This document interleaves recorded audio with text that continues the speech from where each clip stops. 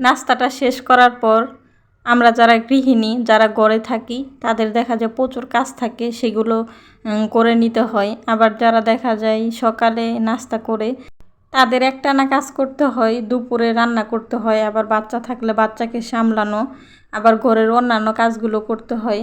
আমারও সেম। এই সকালের নাস্তাটা আমি করি, আমার হাজব্যান্ড চলে যায় অফিসে, সে তো এখন বিদেশ চলে গেছে। এখন নাস্তা আমি হালকা পাতলা আমি বাসায় খাই, বাচ্চাকে বানিয়ে দিই। এভাবে দিন চলছে। আর সকালে উঠে আমি বাচ্চাকে খাইয়ে তারপর ঘরে টুকিটাকি দেখি বারান্দায় কাপড় চোপড়গুলো শুকিয়ে গেছে, সেগুলোকে সুন্দর করে গুছিয়ে তারপর দেখা যায় আমি সবসময় চেষ্টা করি ছোটো বাচ্চাদের কাপড় চোপড় যাতে ওয়ার্ড্রোবে রাখলে ভেজাল না হয়। ছোটো বাচ্চাদের কাপড় চোপড় দেখা যায় যখন আপনার যেটা প্রয়োজন সেটা হাতের নাগালে পাওয়া যায় না, এই জন্য আমি সবসময় আমার ছেলের কাপড় চোপড়গুলো আলাদা করে রাখি, ডেস্কে রেখে দিই।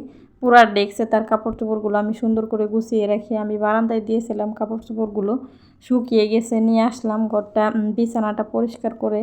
আমি সবসময় প্রতিটা রুমের জিনিস আমি সুন্দর করে মুছে নিই, এই জন্য এত ময়লা থাকে না।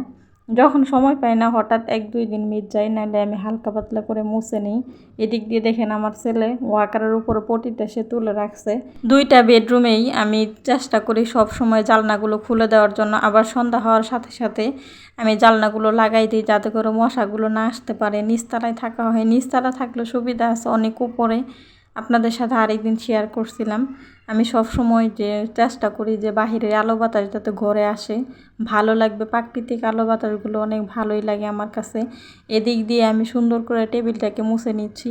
একদিন যদি অলসতা করে আমি বসে থাকি, কাজগুলো যদি বলি যে আজকে শরীরটা ভালো লাগতেছে না, আজকে কাজগুলো আমি পরে করব, দেখা যায় আমাকে দিন শেষে করতে হয় কাজগুলো, আরও ঘরটা একদম এলোমেলো হয়ে থাকে, শান্তি লাগে না। আমি সব সময় চেষ্টা করি যদি অসুস্থ থাকি বিছানায় না পড়া পর্যন্ত আমি কাজগুলো করি।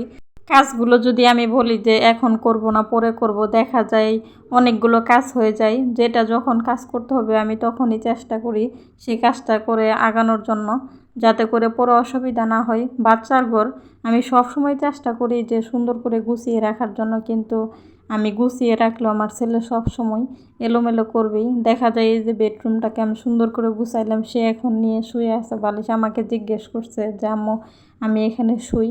আমি বলছি আচ্ছা শুয়ে থাকো। সে কতক্ষণ শুয়ে থাকবে, শুয়ে থাকার পর বালিশগুলো নিচে দিলে আমার দেখা যায় আমি ডেস্কের কাপড় চোপড়গুলো সুন্দর করে গুছিয়ে রাখছি। সে দেখছে, কিছুক্ষণ পরেই দেখবেন যে ডেস্কের কাপড় চোপড়গুলো সে বের করবে, বের করে সে ছিটাবে, আবার বলবে যে আমি গুছাইতে পারে না। তারপরে কাজগুলো আমার কিভাবে সে বাড়তি করবে, সে সেই ধান্দা করে। বাচ্চাকে দেখবেন আপনি যে কাজটা আপনি না করবেন যে এটা আব্বু কইরো না, সে কাজটাই সে করবে। আমার ছেলে বলে কথা না, আমার মনে হয় পৃথিবীতে যত বাচ্চাগুলো আছে সব বাচ্চারাই এরকম করে।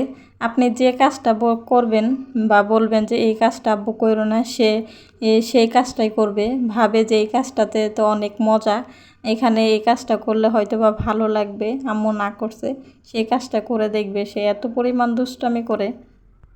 আমি এই রুমের বিছানাটা হালকা করে চাদরটা আমি সুন্দর করে গুছিয়ে রেখে গেছি, যে ওই রুম থেকে আমি ঝাড়ুটা নিয়ে আসি, আইসে দেখি যে একদম এলোমেলো করে ফেলছে। আমি বলতেছি আব্বু এটা তুমি করতেছো কেন, বিছানাটা এলোমেলো কেন করলা? সে আমাকে বাড়ি দিয়ে আরও মারতে আসতেছে। যাই হোক, এদিক দিয়ে পরে তাকে আমি বোঝানোর পর অন্য রুমে পাঠিয়ে তারপর ঘরটাকে আমি বিছানাটাকে সুন্দর করে গুছিয়ে নিলাম।